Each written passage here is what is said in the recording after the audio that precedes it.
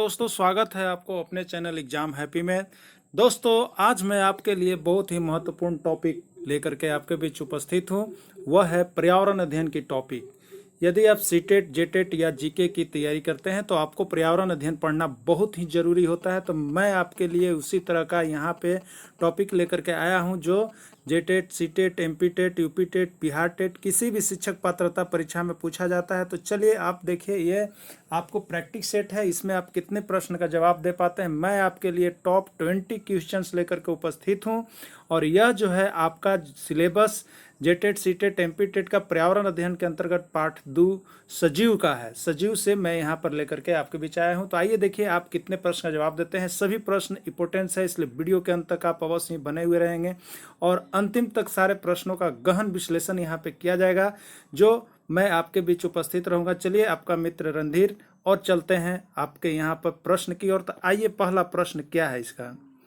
First प्रश्न है, निम्न में कौन सी वस्तु सजीव नहीं है। दोस्तों, इसके लिए आपको सबसे पहला चीज है सजीव और निर्जीव टॉपिक जो है वो आपको पढ़ने होंगे और आप पता कर सकते हैं कि कौन सजीव है कौन निर्जीव है। तो आइए 4 ऑप्शन में हम देखते हैं, वृक्ष, फूल, मशरूम, बादल। तो देखिए यहाँ पे वृक्ष, फल, मशरूम ये तो कुछ सजीव के जैसे ही लग रहे हैं, लेकिन इसमें बादल जो है वो सबसे अलग ऑप्शन आपको दिया हो रहा है। तो आपको एग्जाम में ये सब चीज चेक करने पड़ते हैं, चारों ऑप्शन पढ़ने पड़ते हैं, उसके बाद आप देखते हैं कुछ ऑप्शन ऐसे होते हैं जो अपने ही पता चल जाते हैं। तो इसमें ऑप्शन जो है बादल, वो आपका सजीव नहीं है। ठीक है, तो ये डी ऑप्शन इसका सही होंगे।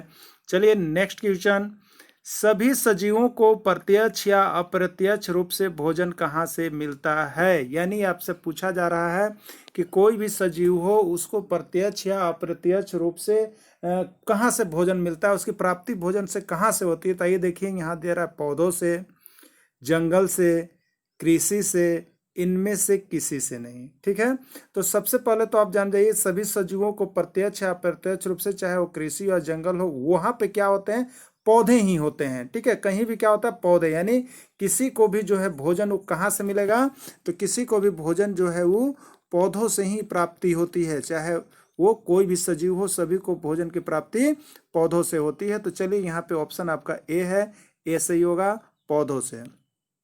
आइए नेक्स्ट प्रश्न देखते हैं, एक वयस्क मनुष्य 1 मिनट में कितनी बार सांस लेता एवं छोड़ता है। दोस्तों, यहाँ पर आपको प्रश्न को गहराई से सोचने की आवश्यकता है।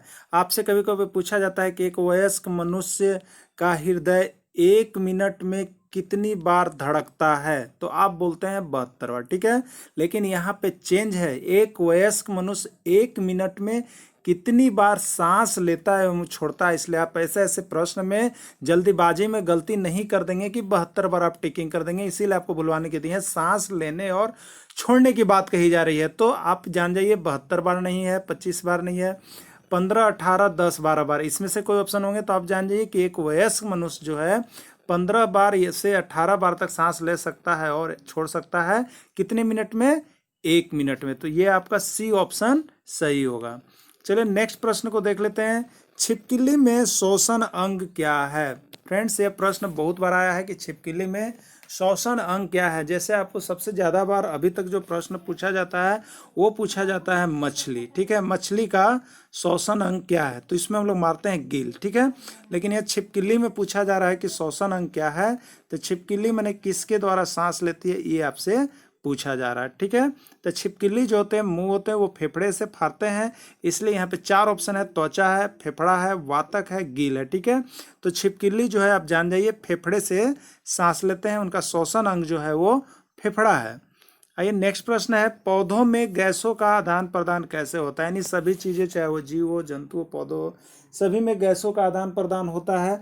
तो ये जो पूछा जा रहा है आपसे कि पौधों में गैसों का आदान प्रदान कैसे होता है, मतलब CO2, O2 कैसे होता है, कहाँ से होता है। तो ये आप जान जाइए कि इस तरह से जो होते हैं, पत्ते होते हैं पौधों में, वहीं से आपका जो होता है गैसों का आदान प्रदान होता है। यानी इसमें 4 ऑप्शन है, जड़ के द्वारा, तना के द्वारा, फूल के द्वारा, पत्तियों के द्वारा। ठीक है, तो ये पत्ती के द्वारा होता है। पौधों में गैसों का आदान प्रदान किसके द्वारा होता है, ये जो पत्तियां होती है ना, वो पत्ती के द्वारा ही पौधों में गैसों का आदान प्रदान होता है, जो प्रकाश संश्लेषण के दौरान। तो यहाँ पे क्या होगा, आंसर डी सही होगा। चलिए नेक्स्ट प्रश्न देखते हैं आपको। नेक्स्ट प्रश्न है आपका, कि जंतुओं का मुख्य उत्सर्जन अंग क्या है। उत्सर्जन अंग मतलब जिससे किसी चीज का उत्सर्जन अंग निकास किया जाता है, वो आपको क्या चीज है जिससे निकाला जाता है। तो जंतुओं में त्वचा है, किडनी है, फेफड़ा है, आंत है। तो जंतुओं का भी यहाँ पर जो है मुख्य उत्सर्जन अंग होता है वो आपका किडनी, वृक्क जिसको हम लोग कहते हैं, उसके द्वारा जो उत्सर्जक तंत्र है, जैसे मनुष्य में डायलिसिस कहा जाता है किडनी के लिए खराब होने पर, तो यहाँ पर जो होता है वो है आपका किडनी। ठीक है, क्या आंसर होगा?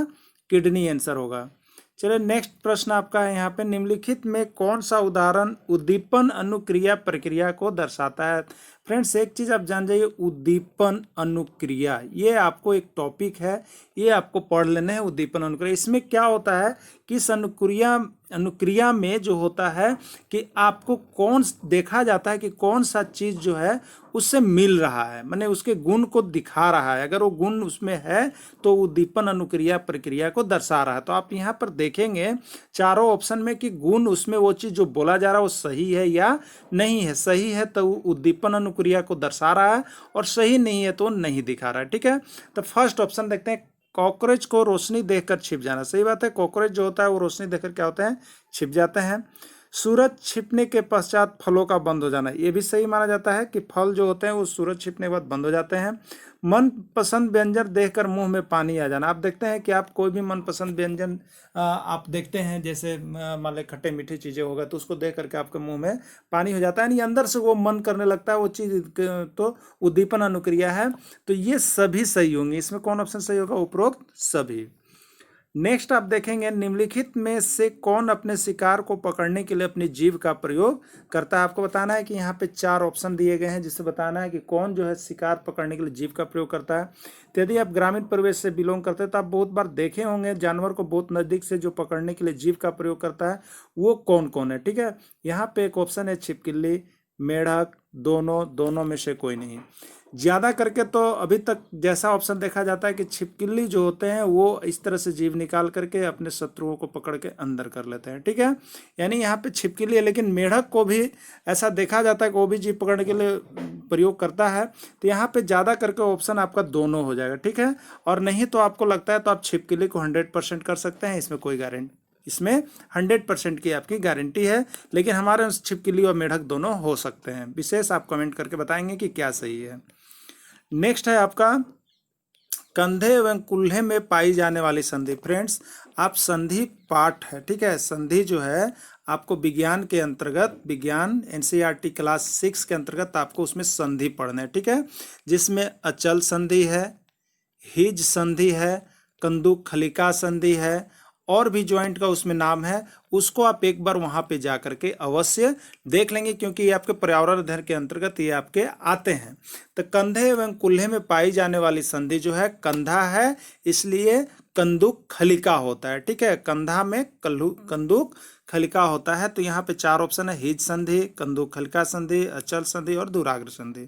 तो कंदुक खलिका संधि होता है। तो आप याद कर लेंगे, कंधा तो कंदुक, और कुल्हा तो क के बाद क्या आता है? ख, तो कंदुक खलिका संधि। ठीक है, कंदुक खलिका संधि इसमें हो जाएगा ऑप्शन। नेक्स्ट आप देखेंगे, निम्नलिखित में कौन सा कथन सत्य है। ठीक है, आपको पता करना है कि कौन सा कथन सत्य है इसमें। तो यहाँ पे आप देखेंगे केचुआ जो है, ऑप्शन को आप पकड़ने का प्रयास करेंगे। केचुआ पेशियों एवं सुख की मदद से रेंगता है, एकदम सही बात है। मनुष्य के सिर में अचल संधि पाई जाती है, ये भी सही बात है कि मनुष्य के खोपड़ी और जो सिर होते हैं उसके बीच अचल संधि होती है जो फिक्स होते हैं। ठीक है, उसी तरह से आपका मेढक तैरता भी है, फुदकता भी है, ये भी सही है। नेक्स्ट आप ऑप्शन देख रहे हैं कि पौधों में प्रकाश संश्लेषण 24 घंटे होते हैं, ये गलत है आपका। ठीक है, पौधों में प्रकाश संश्लेषण सिर्फ किसकी उपस्थिति में होता है?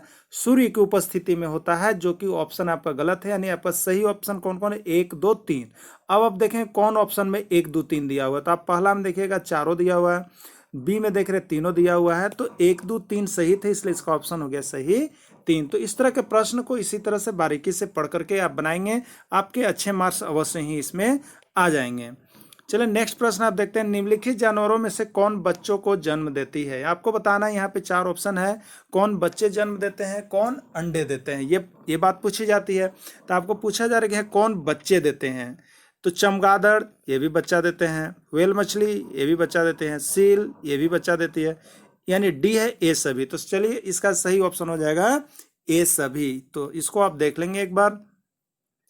नेक्स्ट है आपका, निम्नलिखित में से किस पौधों में पत्तियों के द्वारा प्रजनन होता है। यहाँ पर पौधों का नाम बताना है जिसमें पत्तियों के द्वारा प्रजनन होता है, पौधे आगे बढ़ते हैं। ठीक है, तो गुलाब का तो नहीं होता है, पत्थर चट्टा शकरकंद में भी नहीं होता है, आलू में भी पत्तियों के द्वारा नहीं होता है। यानी यहाँ पर एक ऑप्शन आपके पास बच जाता है, वो पत्थर चट्टा है। तो आप इसको कमेंट करेंगे पत्थर चट्टा क्या है, आप जानते हैं ठीक है, नहीं तो आप कमेंट करेंगे, मैं उसको बताऊंगा। ठीक है, तो यहाँ पे पत्थर चट्टा एक जैसा है, पत्तियों के द्वारा प्रजनन इसका होता है।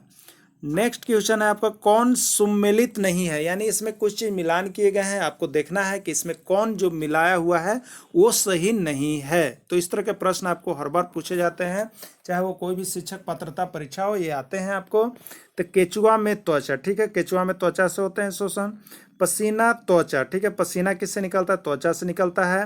मच्छर कान, तो मच्छर कान मतलब क्या, मच्छर कान में खाली बोलते हैं, नहीं, तो ये गलत है। सांप कंपन, यानी सांप जहां से भी गुजरता है वहां पर क्या होता है, कंपन। ये तीनों ऑप्शन आपके सही हैं, ए बी और डी सही है, लेकिन सी सही नहीं है। तो पूछ रहा था कौन सही नहीं है, तो मच्छर कान, यानी इसका आंसर हो जाएगा सी। चलिए नेक्स्ट प्रश्न देख लेते हैं क्या है फ्रेंड्स। पक्षी एक ही वक्त में दो अलग अलग चीजों को देख लेते हैं क्योंकि, बताइए आप कमेंट कीजिए इसमें कि पक्षी एक ही वक्त में दो अलग अलग चीजों को क्यों देख लेता है। इस तरह के प्रश्न को हम लोग कैसे बनाते हैं मित्रों, तो इस तरह के प्रश्न बनाने चारों ऑप्शन को आप बारीकी से पढ़िए और उसके बाद उसमें जज कीजिए कि क्या सही आ रही है। तो पहला, ये बहुत बार सीटेट में और आपको किसी भी शिक्षक पात्रता परीक्षा में लगभग एक प्रश्न ये पूछा जाता है, आप इसको देख लेंगे। ये जो है आपका MVVI क्वेश्चंस हैं। तो आप देखेंगे वे अपनी गर्दन को घुमाते रहते हैं, इनके सिर के दोनों तरफ आंखें होती है, इनकी आंखों की पुतली घूम नहीं सकती है, इनकी आंखें छोटी होती है। इसका सही आंसर है फ्रेंड कि इनके सिर के दोनों तरफ आंख होती है। ठीक है, इनके जो सिर होते हैं साइड में आप देखते हैं दोनों तरफ आंख होती है, इसलिए एक ही वक्त में दो अलग अलग चीजों को वो देख सकते हैं क्योंकि इनके सिर के दोनों तरफ आंखें होती है। ये आपका सही ऑप्शन है। चलिए नेक्स्ट देखते हैं, मनुष्य की कोहनी और घुटने में कौन सी संधि पाई जाती है। आप जो यहाँ पे केहुना देखते हैं, इस आप जो है यहाँ पे केहुना देखते हैं, आप यहाँ पे इस तरह का मुड़ा हुआ हाथ का ये हो गया, और घुटना देखते हैं इस तरह से जो आप मोड़े हुए रहते हैं पैर का, ये हो गया। इन दोनों के बीच कौन सी संधि पाई जाती है, ये आपको बताने के लिए पूछा जा रहा है कि इन दोनों के बीच आपकी कौन सी संधि होगी। तो ये दोनों संधि जो होती है हाफ होते हैं, फुल रोटेट नहीं कर सकते, हाफ होते हैं, हाफ, इसलिए इसको ह से हो जाता है हिज। क्या होगा, हिज, यानी इस दोनों के बीच आपको हिज संधि पाया जाता है ना, आप याद रखिएगा, हाफ से हिज हो जाता है। चलिए नेक्स्ट आप देखेंगे, मनुष्य के सिर खोपड़ी की अस्थियां गति नहीं करती क्योंकि इनमें पाई जाती है। ठीक है, जो गति नहीं करती वो अचल होती है। ठीक है, तो यहाँ पे अचल संधि है, कंदुक खलिका संधि है, धुराग्र संधि है, हिज संधि है। तो दो तो देख लिए कि अचल संधि जो होती है वो कहाँ होते हैं, मनुष्य के सिर खोपड़ियाँ जो गति नहीं करती वहाँ होती है, तो ये इसका सही आंसर हो गया। कंदुक खलिका को हमने बता दिया कि कंदुक खलिका संधि होती है वो कंधे और कहाँ के बीच होती है, कंधा और ये आपका कंधे के बीच होते, सर और कंधे के बीच होती है। धुराग्र संधि हो गया, हिज संधि हो गया आपका घुटने के बीच होती है, तो इसमें आपको अचल संधि होगा। ठीक है फ्रेंड्स, अचल संधि होगा। नेक्स्ट चलिए प्रश्न देखते हैं आपका। नेक्स्ट आपका क्या है क्वेश्चन, निम्न में से कौन से जानवर अपने क्षेत्र को अपने मलमूत्र से की गंध से पहचान लेते हैं। तो फ्रेंड्स आपको यहाँ पे पूछा जा रहा है कोई ऐसा जानवर है जो अपने मलमूत्र की गंध से पहचान लेता है। ठीक है, मलमूत्र की गंध से पहचान लेता है, ये आपको पूछा जा रहा है प्रश्न में। तो आप देखेंगे यहाँ पे कि कुत्ता है, बाघ है, शेर है। तो आपको मैं बता दूं फ्रेंड्स कि कोई भी जानवर जो होता है अपने क्षेत्र में वो गए हैं कि नहीं है, उनकी जो है यहाँ पे मलमूत्र से ही उनकी पहचान हो जाती है। तो कुत्ता, बाघ, शेर ये सभी हैं जो अपने क्षेत्र को गंध से पहचान लेते हैं कि यहाँ पे आया है कि नहीं आया है, तो ये सभी ऑप्शन होंगे। चलिए नेक्स्ट ऑप्शन है, निम्नलिखित में से कौन सा कथन असत्य है। आपको गलत कौन है ये छांटने हैं। ठीक है, इस तरह के बहुत प्रश्न जो आकर के आपको कंफ्यूज कर देते हैं और इसमें बहुत ज़्यादा समय लगता है, तो आप डीपली इसको जब देखेंगे तो आपको इसका निष्कर्ष निकलने लगता है कि क्या सही होगा। तो निम्नलिखित में कौन सा कथन असत्य है, ये पढ़ते हैं और इसको दिमाग में जज करते हैं। सभी जीव जंतु अपने भोजन का निर्माण स्वयं करते हैं। क्या सभी जीव जंतु अपने भोजन का निर्माण स्वयं कर सकते हैं, कोई भी जीव जंतु अपने भोजन का निर्माण स्वयं नहीं कर सकते हैं। अगर पेड़ पौधे हैं तो उनके लिए उनको प्रकाश संश्लेषण की आवश्यकता होती है, तभी वो पेड़ पौधे भोजन का निर्माण कर पाएंगे। यदि आदमी होता है तो उसके लिए अन्य सामग्री खाद्य पदार्थ की आवश्यकता होती है, अपने भोजन का निर्माण नहीं कर सकता। तो देखिए पहला ऑप्शन ही इसका अभी पढ़ने पर पता चल गया कि ये गलत है। ठीक है, आगे और पढ़ते हैं। पौधे जब सांस लेते हैं तब ऑक्सीजन गैस अंदर लेते हैं, ये तो सही है कि ऑक्सीजन लेते हैं, कार्बन डाइऑक्साइड छोड़ते हैं।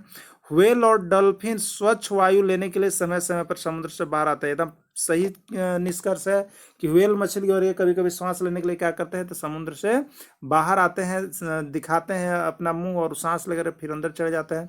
सांप फेफड़ों से सांस लेता है, ये भी सही बात है कि सांप जो है वो सांस किसके द्वारा लेता है, फेफड़े के द्वारा। उसके मुंह होते हैं, मुंह खोलते हैं और उससे सांस लेते हैं, जीभ निकालते रहते हैं। ठीक है, तो यहाँ पे पहला जो है आपका आंसर हो जाएगा सही। कौन सा असत्य है, तो पहला असत्य है। ठीक है, तो इस तरह से आप प्रश्न को जज कीजिए और जल्दी जल्दी अपने प्रश्न को सॉल्व कीजिए। चलिए नेक्स्ट प्रश्न पर आते हैं। निम्नलिखित में से कौन सा कथन सत्य है। अब यहाँ पे देखना है, आपके पास 4 ऑप्शन है, 4 में क्या कुछ कहा जा रहा है आप देखेंगे। पौधे अपने अपशिष्ट पदार्थ को उत्सर्जन के रूप में बाहर निकाल देते हैं। तो फ्रेंड्स आप जान जाइए, चाहे वो पौधे हो, चाहे मनुष्य हो, चाहे जंतु हो, वे अपशिष्ट पदार्थ का उत्सर्जन के रूप में बाहर निकालते ही है, चाहे वो कोई भी चीज हो, सजीव चीज। ठीक है, ये पहला सही है।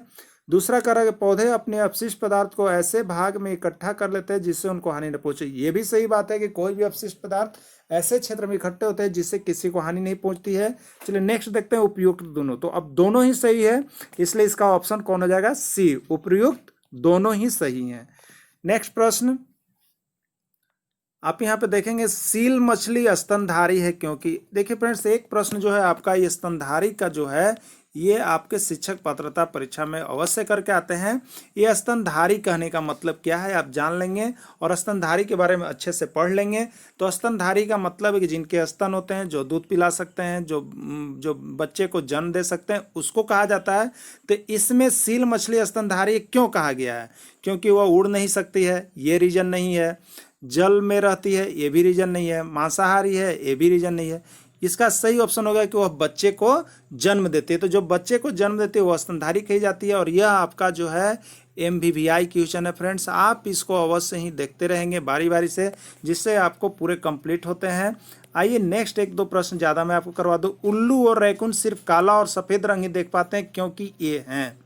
उल्लू जो होते हैं वो सिर्फ रात में ही देख पाते हैं, ऐसा क्यों है। नभचर हैं, रात्रिचर हैं, उभयचर हैं, इनमें से कोई नहीं। तो आपको बता दें उल्लू जो है वो रात्रिचर है, मतलब रात में ही देखते हैं, रात में ही घूमते फिरते हैं। तो आपको मैं फ्रेंड्स बता दूं कि रात में देखने वाले कोई भी वस्तु, जो जानवर होते हैं, वो सिर्फ किसको देख पाते हैं, तो काला और सफ़ेद रंग को ही देख पाते हैं। अन्य कोई रंग का यदि कोई आ जाए तो वो उसको नहीं देख पाते हैं। यानी किसको देख पाते हैं, वो काला और सफ़ेद चीज़ को। तो उल्लू इसीलिए रात्रिचर है, इसलिए रात में सिर्फ कौन सी चीज़ें दिखाई पड़ती है, काला और सफ़ेद। यही इसका आंसर हो जाएगा।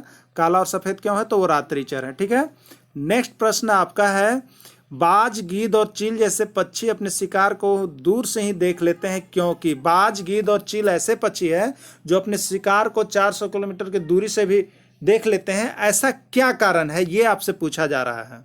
तो यहाँ पे आपका है कि वे आसमान में ऊपर उड़ते हैं, वे बहुत तेज उड़ते हैं, उनकी दृष्टि मनुष्य से 4 गुना तेज होती है, उपरोक्त सभी। ठीक है, तो यहाँ पे जो इसका मुख्य रीजन आ रहा है फ्रेंड्स, वो है आपकी कि उनकी दृष्टि जो है मनुष्य से 4 गुना तेज होती है। इसी कारण वह बहुत ही दूर से, ऊंचाई से भी किसी चीज़ को देख लेते हैं। तो इसका कारण है कि इनकी दृष्टि मनुष्य से कितनी होती है, 4 गुना तेज होती है, इसलिए ये देख सकते हैं। तो फ्रेंड्स, हमने आपको यहाँ पर्यावरण अध्ययन के 20 महत्वपूर्ण प्रश्नों को आपके बीच उपस्थित किया। यदि फ्रेंड्स आपको यह अच्छे लगते हो तो आप अवश्य ही इस चैनल को सब्सक्राइब करेंगे, लाइक करेंगे। Thanks for watching this video. फिर मैं मिलूंगा आपसे इसी तरह के प्रश्न लेकर के, जिसमें शिक्षक पात्रता परीक्षा से जुड़े हुए प्रश्न होंगे। तो आप इस वीडियो में अगर नए हैं तो इस चैनल को अवश्य सब्सक्राइब करेंगे, लाइक करेंगे। Thanks for watching this video. फिर मैं मिलूंगा नेक्स्ट वीडियो के साथ। तब तक के लिए आपसे विदा लेता हूँ। जय हिंद, जय भारत।